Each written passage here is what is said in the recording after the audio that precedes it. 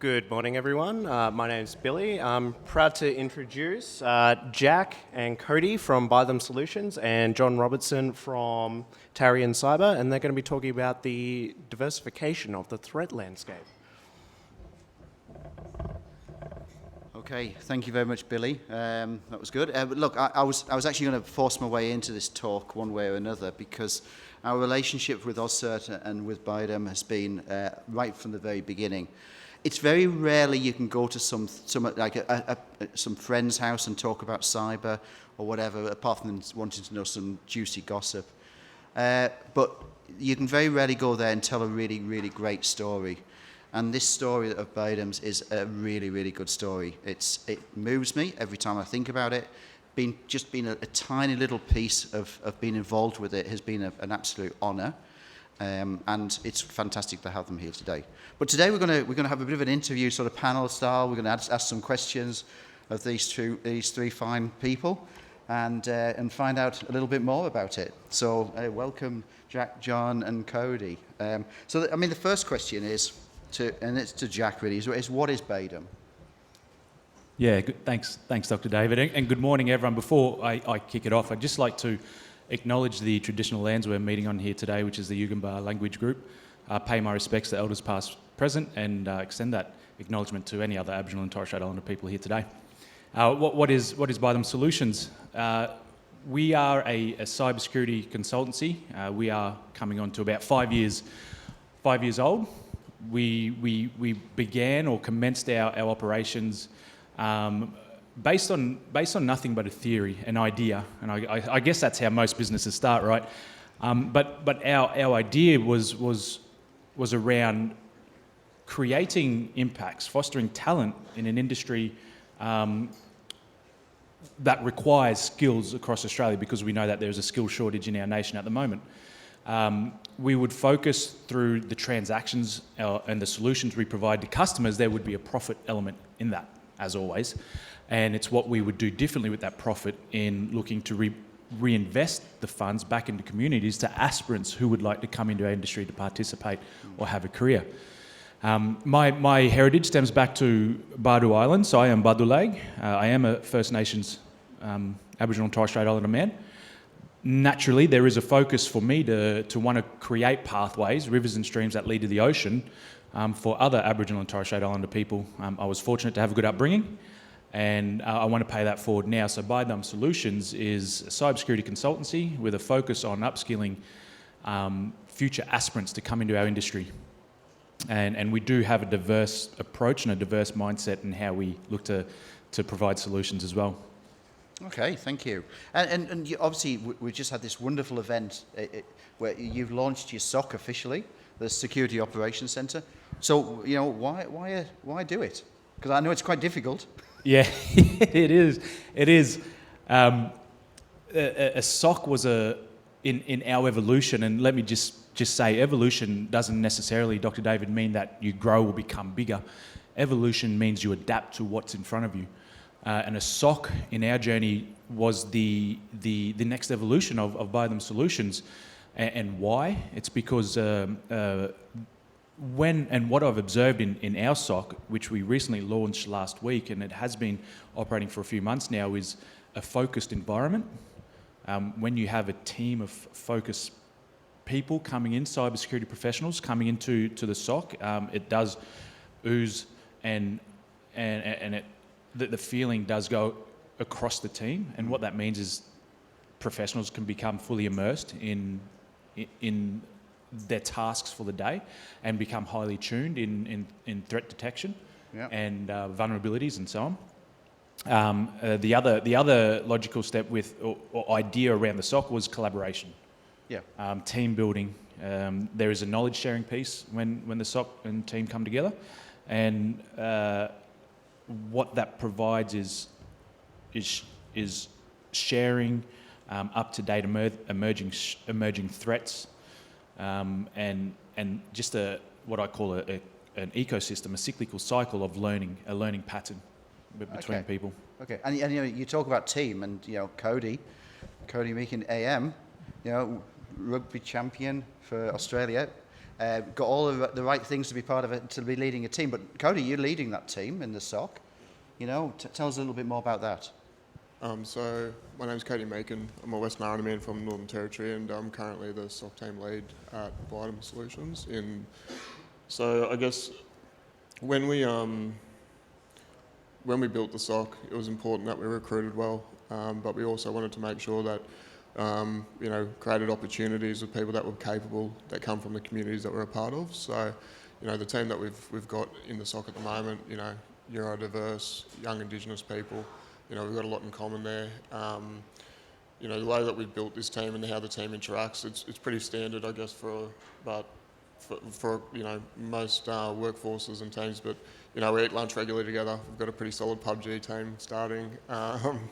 Regular team building events, and one of the team members today, when we were discussing coming in here to speak about this, made sure that I mentioned, for our non-Indigenous team members that we've got, that cultural learning where, we're taking them on the journey so they learn more about, Aboriginal and Torres Strait Islander culture, how important that part is in what we do. So it kind of brings together the team because for them as well, they're from this country and this place, and that knowledge sharing component where we've got some highly skilled technicians in there and they're able to share that with us as well, pass that on to the junior members. Okay, thanks, Cody. I also hear you don't take any let's say, apologies for the language, but you don't get to take any shit from your team either, is what I've also heard. So, which is good. Yeah, it's very, everyone's got a voice in there as well. Everyone brings something, and everyone's able to learn off each other. There's no hierarchical structure in how we operate. While, we do have management that delegate, every component and resource that we have in there brings something different, and, everyone gets a say. So, it's worked well. Okay. Oh, okay. So, over to JR. John, what about, how do you embed the culture? Yeah, so the culture is something that we need to embed from the get-go, and that required a fair bit of research up front from myself. The typical SOC layout is tier 1, 2 and 3, juniors at the middle, at the front, mid-level at the middle, and obviously seniors at the rear, subject matter experts at the rear. That isn't culturally appropriate from the research and obviously in the co-design piece. So what we've done to enable the talent is built a journey. So rather than a training package, it's a journey with a bunch of treks, which is more culturally appropriate. And the first few modules of that are more along the lines of getting to know the organisation, getting to know the culture, and then building the culture into the SOC from the get-go. Excellent. I'm going to go a little bit off piste here, off the script a little bit, and I'm really fascinated in that whole culture piece and where you can take that culture and apply it, because I think there's so many learnings that we have in all areas that we work, from First Nations people, from Indigenous traditions. I think there's an opportunity, so it'd be really good to actually explore that a little bit. Maybe not now, but if you're happy to share, what can we learn from you? What can my SOC learn from you? I don't know whether my SOC manager's in here, but So in the co-design process, we had an Indigenous advisory group that I work closely with. I think for this part, it's important, you see organisations, while they might be doing the right thing, if they've got a reconciliation action plan, engaging Indigenous businesses, whether it be through, like a NAIDOC shirt, whatever it might be. For us being, an Indigenous-owned, managed, manned, security operations centre, and building it from the start, it was very important for myself and the team that we embed culture in every aspect and step of the process. So that goes to the physical components we talk about, the artwork, the physical layout like JR's talked about, the sense of community, but it's important that, in the collateral, everything that we've developed, that it's culture's a part of every step of it. It's not an add-on at the end, I guess. all right, that's good. Thanks very much, Cody. So how do you enable talent? All right, so the enablement of talent. Well, we've already spoken about the traditional layout of a SOC, so tier 1, 2 and 3.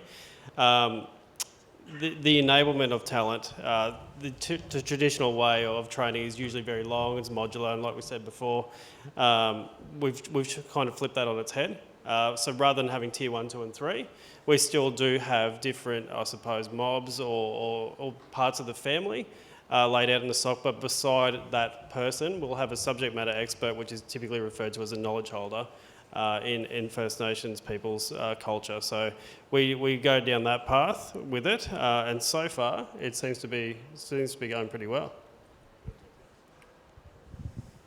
I think one of the other components that JR has also developed was for a lot of Aboriginal and Torres Strait Islander people, like myself, you had to come into the city, you had to leave your family and leave home to come in to study university or most courses and for work as well. And I think that was one of the bottlenecks that stopped people from being able to, stay in their community, stay on their country and work and earn and stay with their family.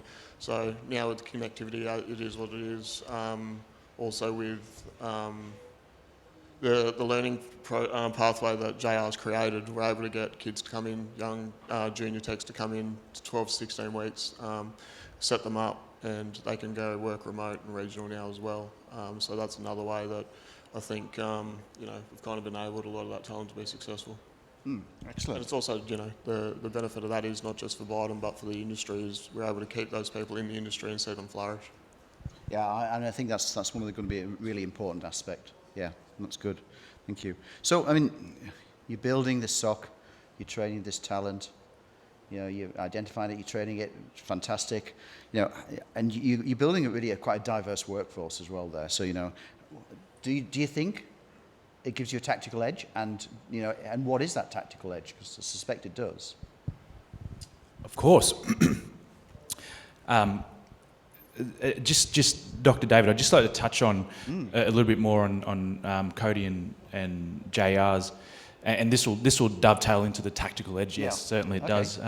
But just for everyone here, if I could just share with you some First Nations principles and practices, and how that correlates to a cybersecurity setting, how we can adapt or adopt some of these practices. For example, the cultural awareness around many of the First Nations communities, there's a deep connection to the land and protecting the environment, okay?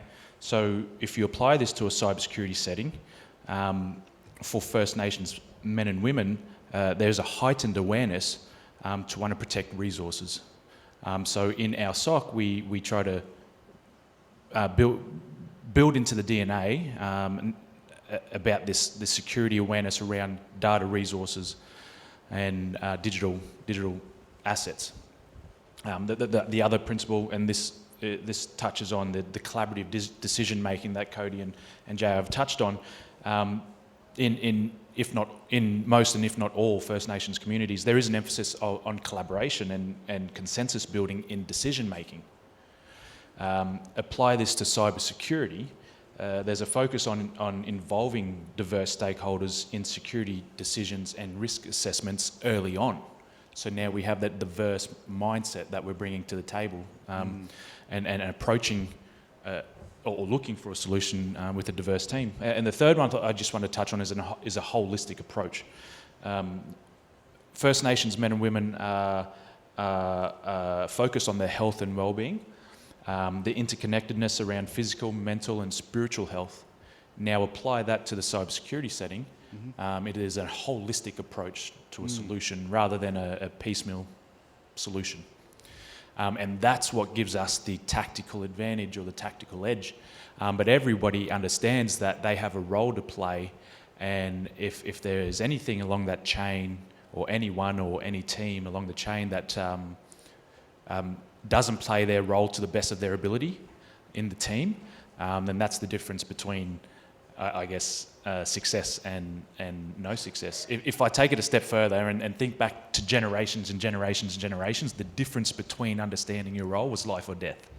My ancestors, it was the difference between catching food and not catching food. Everyone had a role to play. So that gives us a tactical edge in the SOC in bringing the different mindsets to the table. Yeah, okay, that's great. Yes. Joe?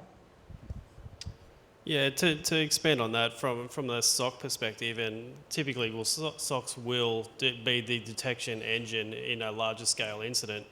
It's very common anyone in InfoSec to really be trained in a very specific way and approach for incident response containment and the different aspects of that. And look, I've been involved in incidents myself in the various SOCs that I've built over my time where we're hunting for something in the SOC during an incident, and because we're all looking at it in a very specific way, we're actually missing the key component of the incident. And quite often, another person will join the incident response team from a neurodiverse background or from a different training or something like that, and identify it way faster than what we were actually looking and wasting time. So it just goes to show by having that diverse thinking, the diverse approach, and using the cultural aspects that Jack touched on before, it's actually going to speed up detection and containment aspects in the SOC. Yeah, okay, yeah. And Cody, sports legend, how does that play in? So I did retire young. I did all right for playing in a sport that paid no money, so that's why I'm in cybersecurity. Yeah, look, I think, you know, there's obviously those very generic correlations that people like to make when, you know, those catchy quotes and things like that, but it really is as simple as, you know, supporting a team and nurturing those individuals to work together and be leaders in their own right. I guess, you know, being fairly competitive personally, I find that, you know, it's a great feeling getting everyone on board to defeat a common enemy or reach a common goal. And that's one thing that, you know, it's great to see when we get a good result for a client, that, you know, that the team have done that together. There's no one person, and everyone's kind of had input or party to, you know, whatever's occurred. So, you know, for me competitively, like, it's still, while I don't play sport anymore, you know, I still get to have those little wins in the day, and it's good to do it still in like a really strong team environment. Thank you. So what steps can organisations take to attract and retain more people from, you know, underrepresented groups in cybersecurity roles? And we talk about it quite a lot at the AusCert conference, First Nations people as well. You touched on neurodiversity. You know, there's a lot of these groups. What can organisations do to start to make a difference and get people in? One word, leadership. And I must emphasise leadership is key to retention of skilled people who want to stay where they are.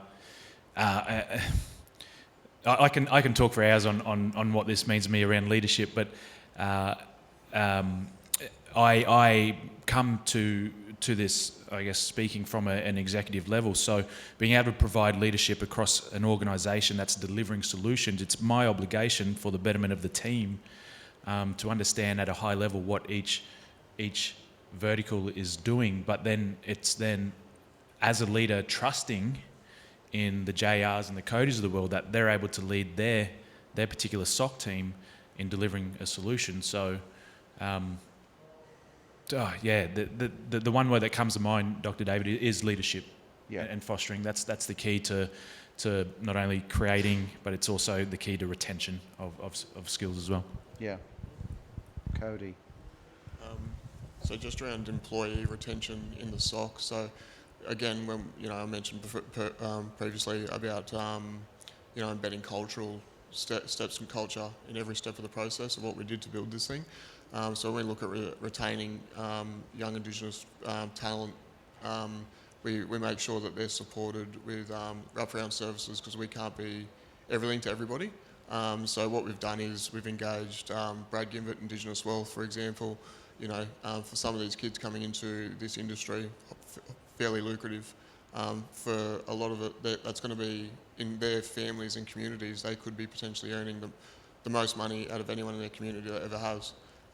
So if you've got $1, how do you keep $1? So working closely with Indigenous Wealth, which is an Indigenous-owned finance and investment organisation, coming in doing quarterly budgeting, basic financial acumen. How do you, you know, all the way up to, you know, when they get to that stage, if they want to invest, what that looks like, where to go. And you don't have to go to them for that, but there's this knowledge base that we want to make sure that, you know, we're upskilling them to, again, to flourish, and whether they're at bottom, but just as individuals as well. The other support services, you know, unfortunately, Indigenous people die 11 years younger than non-Indigenous people in this country. So, you know, the health and well-being of these people is very important. So linking in with local community orgs, health services to, you know, support them, primary healthcare, dental, all the rest of it. So we've set up these systems in place again to make sure that, you know, when we do recruit these people, feel comfortable, they get trained, you know, they become capable, they learn how to make money, earn money, keep it, and, you know, their health and well-being is looked after as well. And we can't do that, so we bring in other elements of the community to come and support. Yeah, that's very, very, very poignant point. But JR, building the environment, a safe environment for whatever particular group it is, whether it's First Nations people or whether it's people with disabilities and neurodiverse, these are all important factors. So They are. can you talk about that a little bit? Yeah, absolutely. So, one of the questions I get asked a lot is how do we tailor for neurodiverse? And neurodiversity, it's a very difficult one to approach. It's not a hindrance. If anything, I see it as a gift from an analytics perspective. I mean, I've been in the industry 18 years and I've had neurodiverse people in various SOCs that I've built over the years, and I can tell you right now, when it comes to analytical pieces and things like that, that requires absolute focus. Anyone with that gift will typically give me a run for my money, so it's very good from that perspective. It's really identifying what the comfort zones are of those people or whoever you're trying to attract in terms of talent. So example being, so if you have someone that has the neurodiversity gift, if they're non-verbal or are not comfortable talking face-to-face, that's cool. So a lot of the SOC is talking on instant messaging anyway, over Signal or Teams or whatever it may be. So that person just puts their headphones on all day.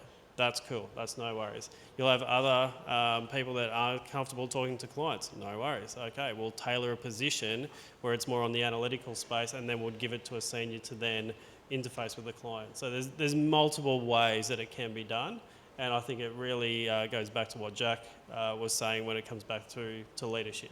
So if leadership make the decision, yes, we are going to actually do this, the mechanisms to make it happen, they are not barriers to entry. Excellent. So we've talked about what the organisations can do, but what can we as individuals do to promote the diversity and inclusion in our industry? And, you know, aim it at me as well, because more than anybody, me, because I need to know. You need to enlighten me. Leadership. No. In all seriousness, that is.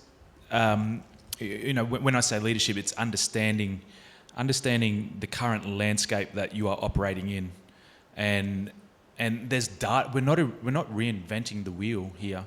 You know, there is statistics and data across all businesses, across all industry verticals, that shares the benefits of diversity.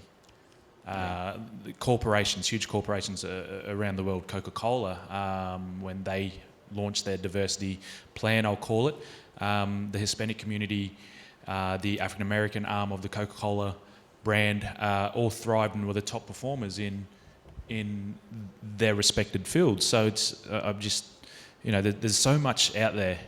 We're not reinventing the wheel. Learn and understand what's out there, and we can implement that in the cyber world. And that was, again, the foundations and the thoughts of when we wanted to start the SOC. That's the foundation we build from. Okay. Yeah, not much I can add on to that, but the other thing that I probably would add on is it really comes down to that consultative approach, understanding what people need from a mechanics, or if it's, you know, like I used the example of the SOC where non-verbal or light even, so you can darken areas of the SOC to appease that person's requirements. It's really understanding, and to get to that understanding, it's just having the conversation, really. Yeah. Okay. Cody, do you want to add anything to that? Just on attracting and retaining. So no, on you know what we can do as individuals. Look, I think really to promote this. Yeah, so I guess for me growing up, I'm 33. So, you know, the opportunities in the Northern Territory around being successful really revolved around sport or music. Now, like, you know, opportunities like coming to speak about this, like awareness is huge. I wasn't aware of what cybersecurity looked like, what it meant, you know, nothing about it until I met the boys from Biden Solutions, and I was given an opportunity. You know, I think now there's young talent out there, and it's just about being a conduit to bringing them into the industry, making them aware of it. And like I was talking about earlier, you know, there's an opportunity for them to stay on country, keep learning, being successful, and yeah, look, so it's all out there now. It's more opportunities like this, but you know, there's a huge pool of talent out there. If any of you ever look to engage, like, you know, they're just waiting. So. And the irony is we keep talking about not having enough talent out there, and yet there is. It's just about us rethinking it, you know, having the right approach, not being frightened of it. I think that's when people are different, we're always a little bit cautious about it. It's pushing those barriers away. Yeah. Yeah, the main limitations were, you know, technology and awareness, and so events like this obviously becoming more aware. Connectivity, you know, they were the two things that kind of hindered any kind of progress in this space, and you know, we were able to solve all of those. So now I guess it goes back to the organisations and companies to kind of seek it out because it's waiting, I guess. Yeah, excellent. Thank you. Okay, well, look, we've come to the end of these questions that we had, guys, and but we have some. We certainly have one question. I think we're going to have a few questions from the audience. If you don't want to put them into the live Q&A, just put up your hand. We'll get a microphone out to you. But I'll start with this one from Andrew. What's been the biggest challenge so far with putting a sock together, and how have you overcome this?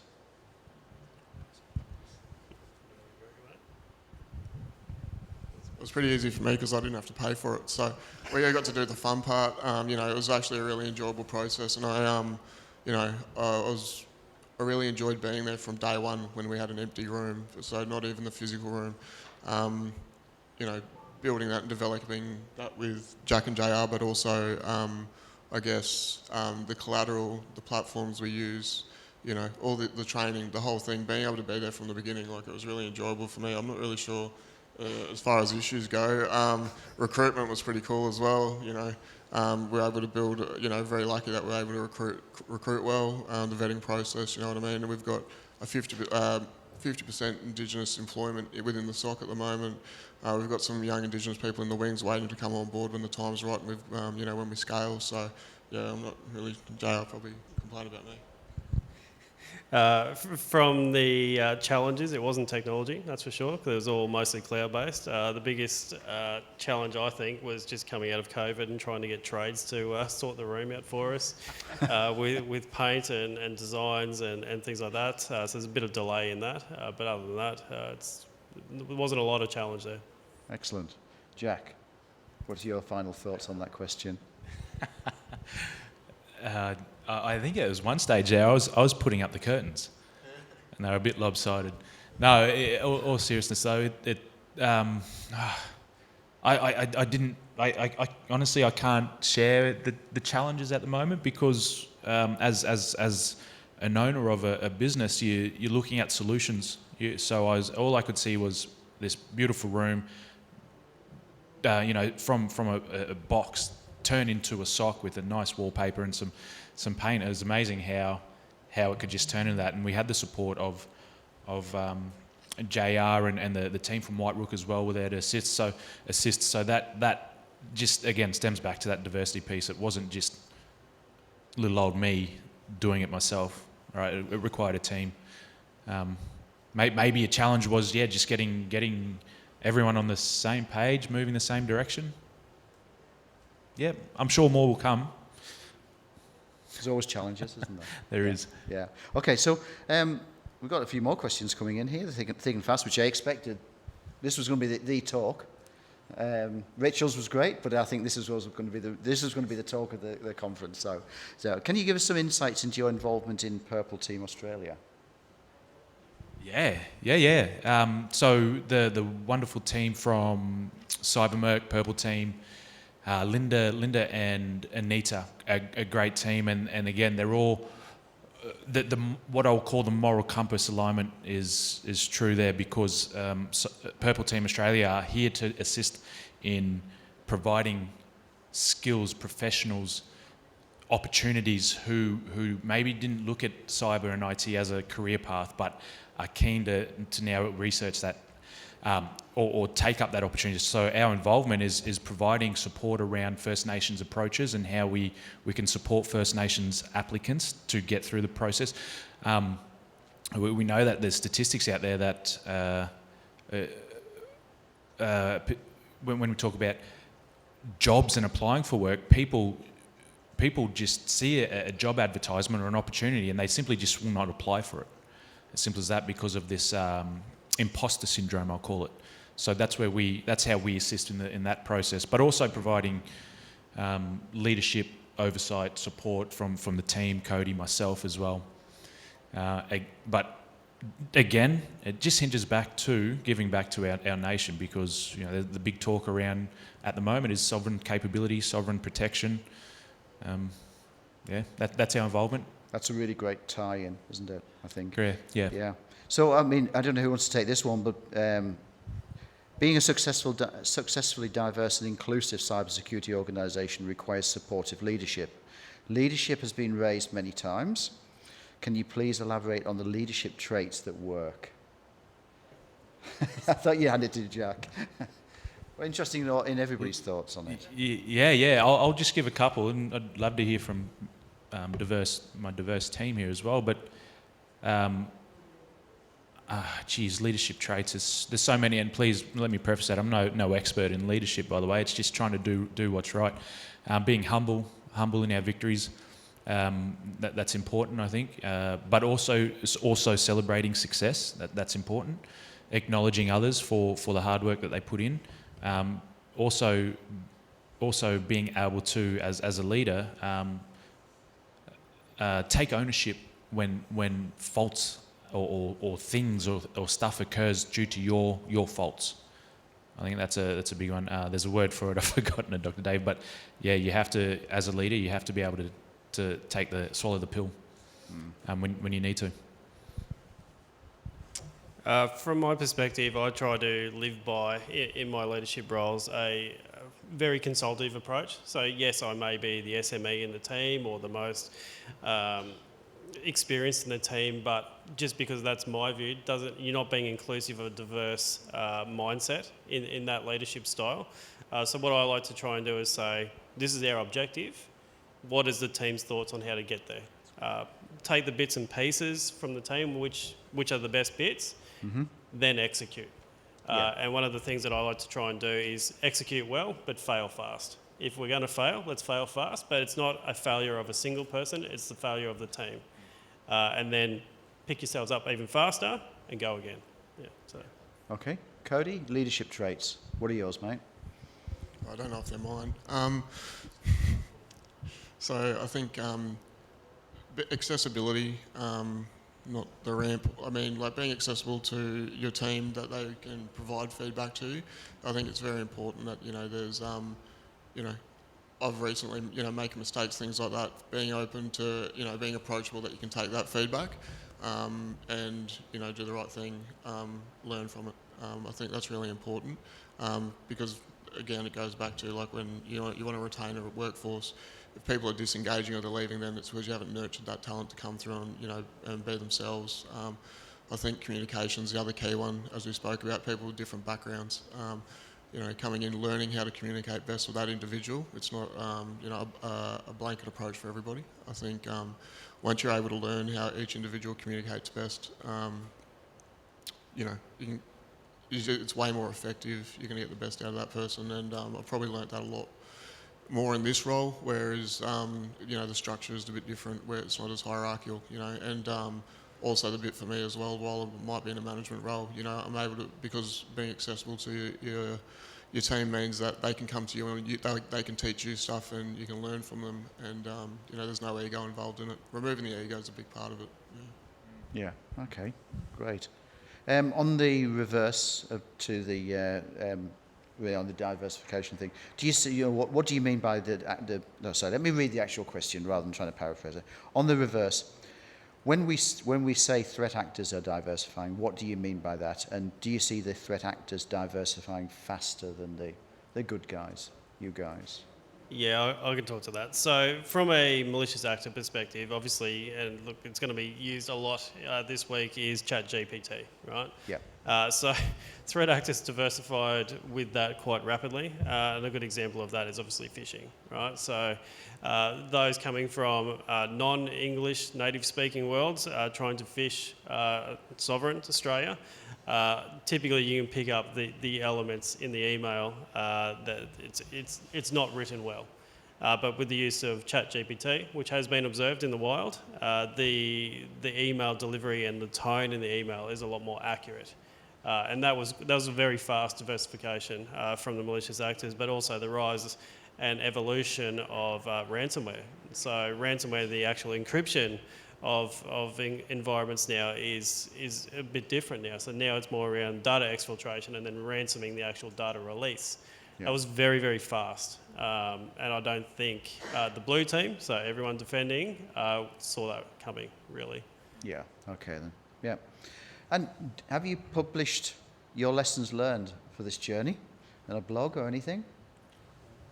Not yet. There's an opportunity, I think. Great, thank you.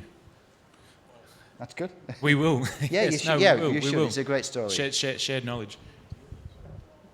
Ask him what And we are running out of time, and we're not running out of questions, but a common theme, so this is actually from one of my colleagues, Mark.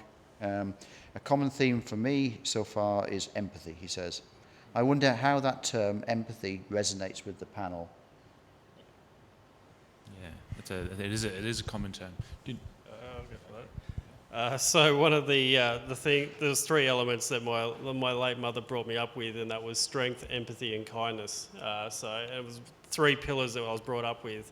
And one of the things that I try and do is try and convey that in every element that I have as a leader.